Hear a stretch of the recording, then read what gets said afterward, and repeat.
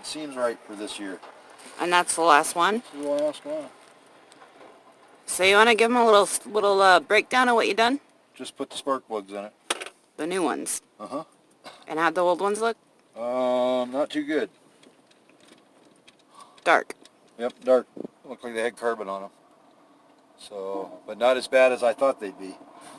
And they came out really easily. And I'm putting them in nice and tight so they won't wiggle loose. Okay. So, because they weren't in very tight the last time, but they were all the same.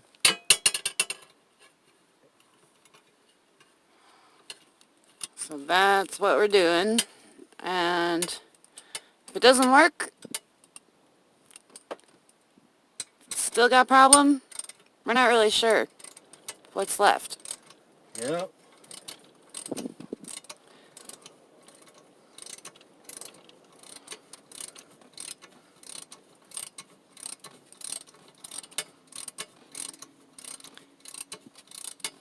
He's going to finish up with that, and I will turn you guys back on when we try starting it. But it's just luck. He still doesn't think this is the problem. No, but we have a set of spark plugs. We might as well put them in, and it's the first thing you do on a tune-up on any engine. So might as well use them. And that gives me time to think about what else is wrong with it. And by the way, guys, it's been 100 degrees for the last 3 days while we've been doing this. That's why we were trying to go to Williams, so that we could escape the heat. And Because we're snowbirds. yeah. Yeah, we don't want to be in 100-degree digits. It just sucks.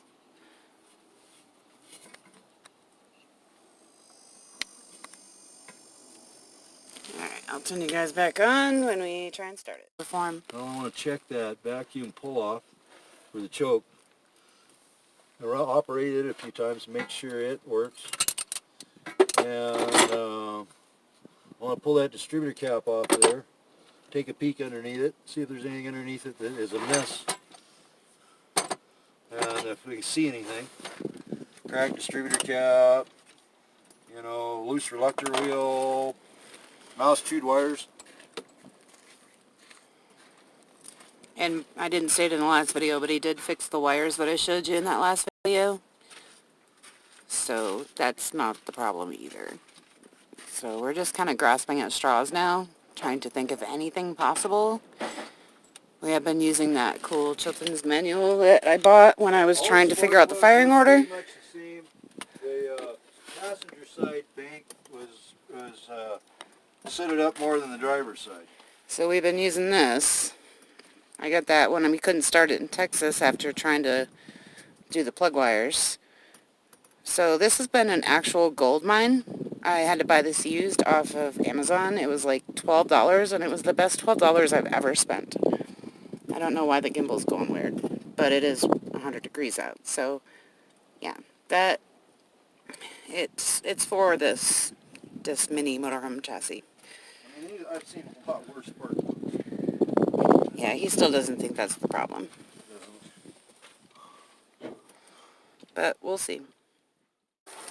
This is a good. This is a indication that it's burning nice and clean. You know, that's kind of what they're supposed to look like.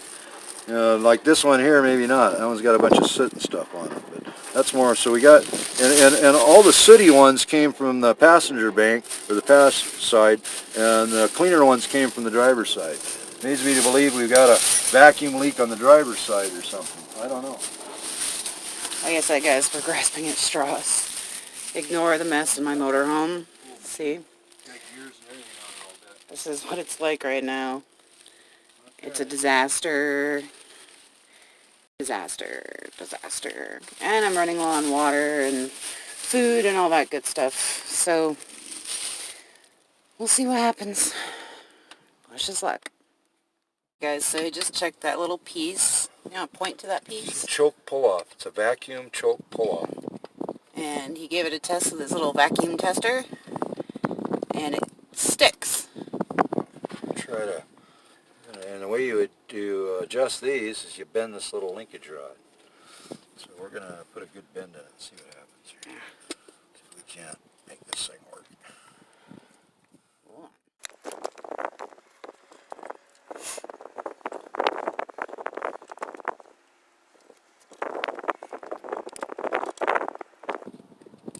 that little piece that he's messing with right now might be a problem. Because it's supposed to open the choke and it's not opening it. It's getting stuck. And he says not the hose, because the hose holds pressure. We'll vacuum. And then he tapped it with his finger and it moved.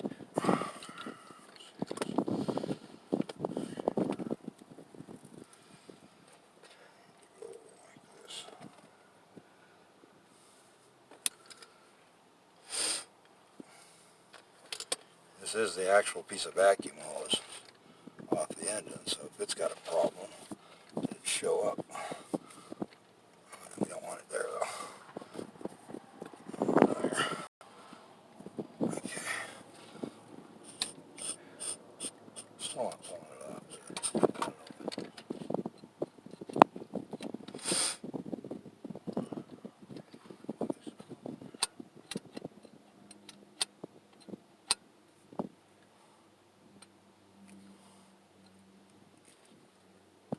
Let's get it that much more. Let's just start buttoning it up back here.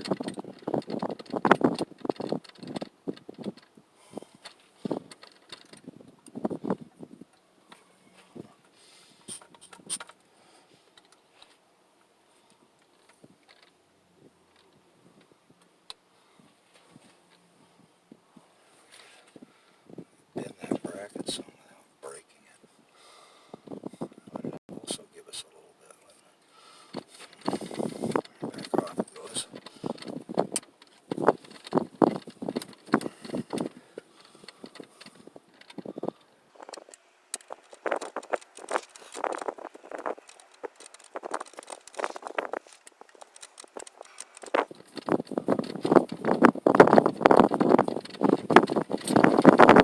You guys are wondering what that fluttering is. It's that. Can't do anything about it. It's windy today, but it feels good because it's like 100 degrees.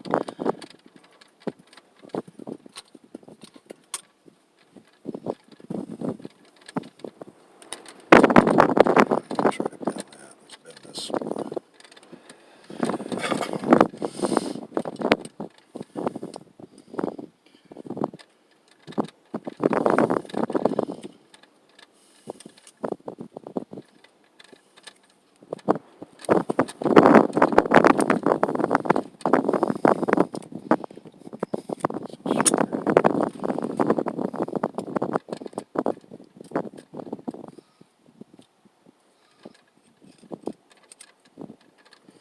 We actually parked kind of perfect because you're in the shade over there. It's hot over here in the sun.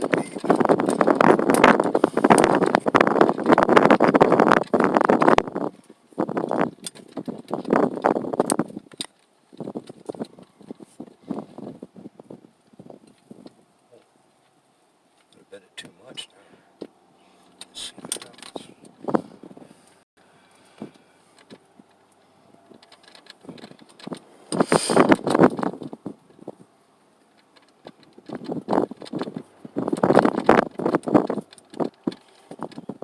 Spark plugs are all in. Oh, all brand new spark plugs. All the wires have been inspected. They're new wires, and there's no mouse screws. No mouse screws. That's a big RV. It's Look big. at that.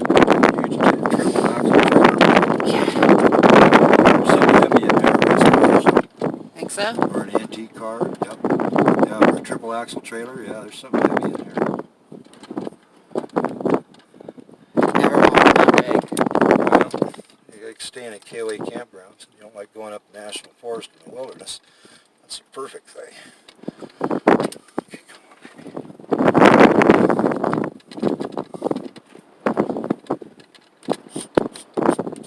Oh, Did it work? start opening up. But I don't know how much this is. It says on the book.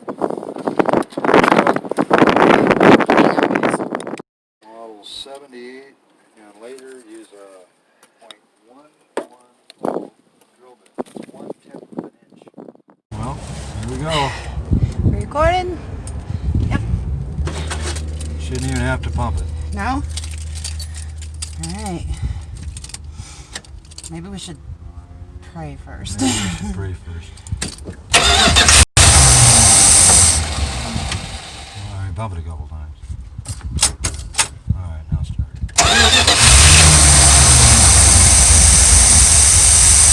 Idle's a little too low. It's up on the cam it's supposed to be on. And it's idling sweet. You don't think that's making it stick, do you? See how close that wire is to that?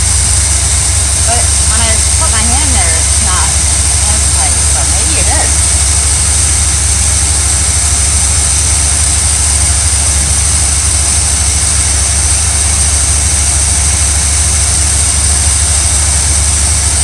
You guys don't know what he's doing? He's checking for vacuum leaks.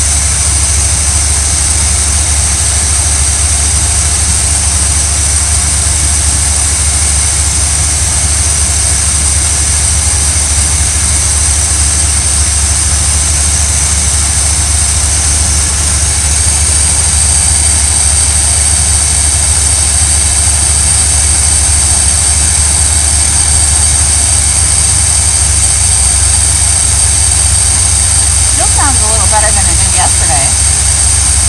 Just idling. Just let it sit here and warm up.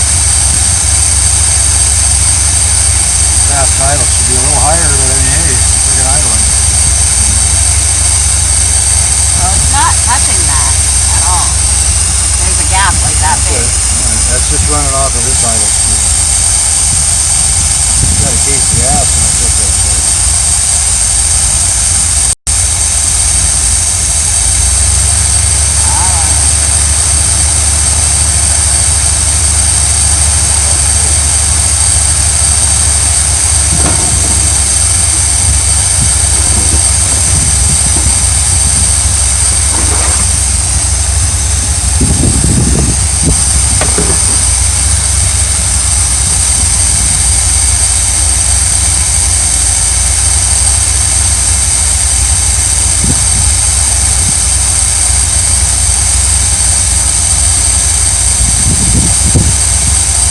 So we're gonna let it warm up for a few minutes, guys. Hopefully you can see this alright. I had to take it off the gimbal like I said. But we're gonna let it warm up and then see what it does.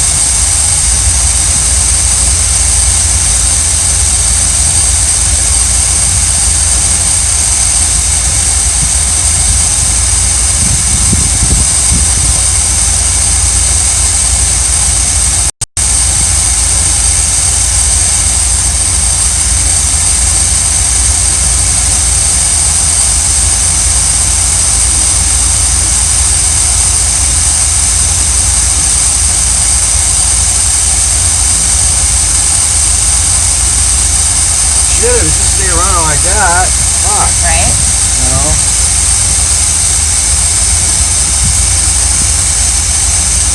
I don't know how well the audio picked it up yesterday, but when I showed you guys the last video, it ran great when we were idling it like this.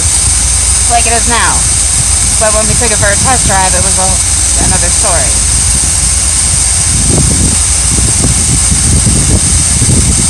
And that choke's opening up already a little bit. See, this, what I was wondering is, but it's not close to the metal on the car, but it is close to this piece. See how close that is? I didn't. You don't think that'd be preventing it from moving, do you? See, you can wiggle it. Oh, okay. Move a little bit, you know. Right. But everything's loose. There's nothing in the bind now. Like it was before with the throttle plate in backwards. Everything was binding up. Yeah. None of that Lincoln torque, they couldn't figure it out. It didn't make any sense. But normally you don't take that throttle plate out when you do a carb rebuild. You leave it in. The little screws that go through it are knurled on the back side so they can't wiggle out and go into your engine and destroy your engine. Somebody's had it out. I guarantee it was the idiots I bought this thing from. Doesn't matter who did it, but somebody did it wrong. And it was only because of divine intervention I ever noticed it, because I would have never thought of it in a million years. I thought of it, but somebody said that I was crazy for thinking that the plate was backwards. Well, the only way I saw it was comparing it with the pictures in the book. Because it didn't look right to me, and I was judging by what you were judging by, like all the linkage wasn't working. Yeah, throttle's open through that. Yeah. Yeah, I can see it opening. choke plates opening up a little bit more. That's got a timer on it too. It tells you how long, right? How long the run time is. Oh yeah, it's got a timer for the video. Right now we're at 5 minutes and 20 seconds. Is that since we started the engine? I'd have to look back. You can figure it out. Yeah. You can always look back at the video.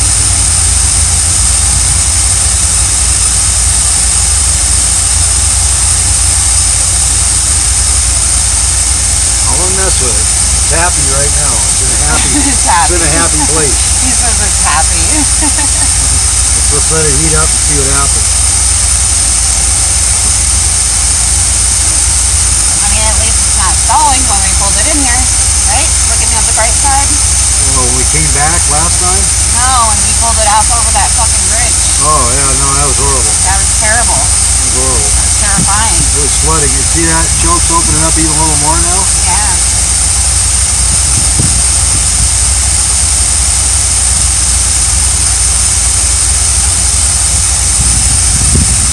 Well, I'm glad the microphone's on that side, because otherwise it'll pick up wind noise like crazy. Yours. Sure, you can have one. Maybe mine. No, they're the ones that you had given me.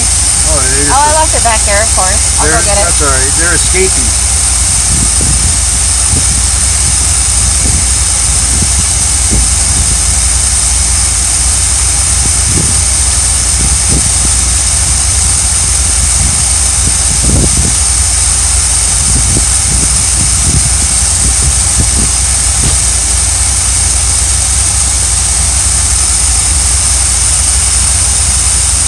Walking around it like that, I'll tell you, it's still never been this quiet. What? It's never ran this quiet. It's super quiet right now. I know, that's what's blowing my mind. You know, it doesn't make any sense. Like usually it's so loud I have to turn the engine off in order to hear anybody. It doesn't make any sense. That's because the engine was racing. It was idled up way too high. And it shook way more than that last time too. Yeah, it was trying to compensate for a bunch of vacuum leaks and the choke being on too much of the time. So the two things were working against each other, but by a miracle it still ran. Almost wide open. Almost wide open. It's getting there.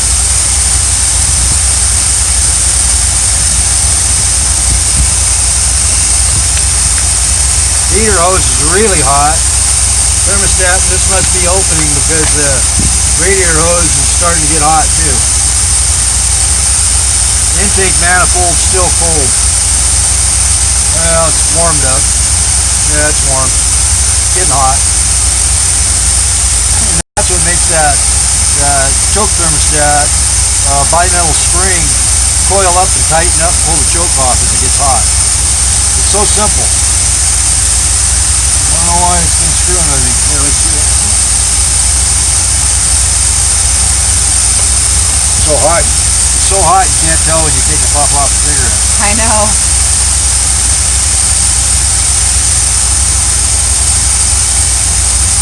Doesn't help working around a hot engine. No, it's going to get a lot hotter too.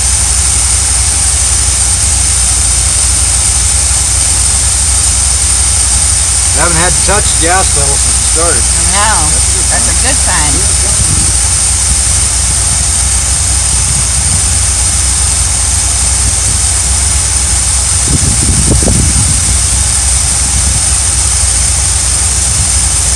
It does sound real good out the tailpipe. Doesn't it? Yep.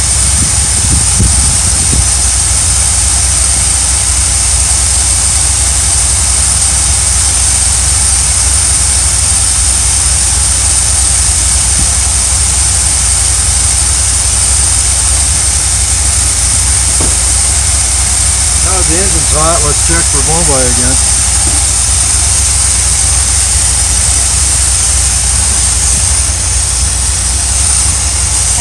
That could be, this is just a shot in the dark, but I seen how close that is when we put this on, and when you put the cover on yesterday, that's when it was yeah, but that doesn't make sense though either, because we took that off and ran it again. It was closer before, because with that throttle plate backwards, this thing is flipped all the way up here, so it was even closer before. This is all stock stuff. So it wouldn't be preventing it. A little bit of blow-by. See this? See the smoke coming out here? Yeah. Just a little bit of blow by. But I've seen a lot worse. What does that mean? It's just wear and tear. Being old. It's an acceptable amount of blow by. And it's all getting sucked back up into the CVC and reburnt through the carburetor. So it's not going out the tailpipe. I can't get that thing to go back in.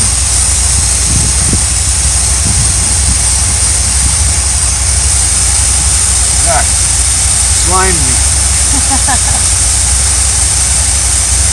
There was no blow-by when we checked it the other day. None. What's that?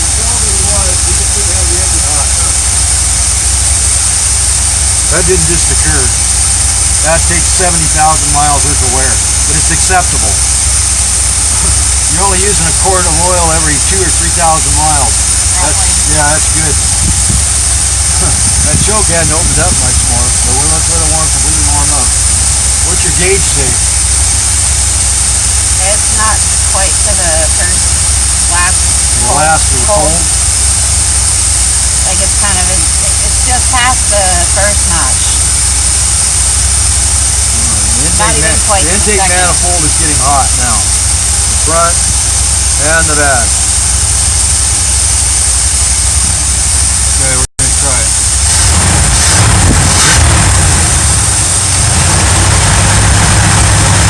Sure